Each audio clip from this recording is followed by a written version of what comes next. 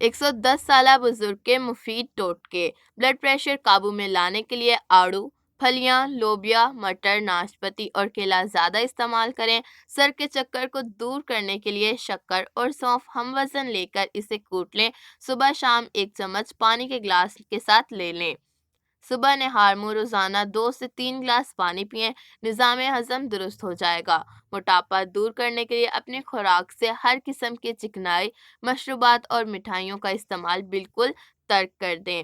دل کی بیماریوں سے بچنے کے لیے صبح و شام سیر کیجیے اور چکنائی والی غذاؤں سے پرہیز کیجیے۔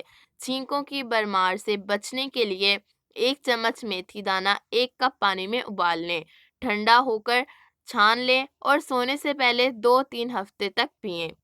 پیٹ میں ہر وقت گیس رہتی ہو تو میتھی کے بیج کھائیں۔ گردے اور مثانے کی پتھری نکالنے کے لیے روزانہ نہار منہ 5 عدد انجیر کھائیں یا پتھر چٹ پودے کے پتے کھائیں۔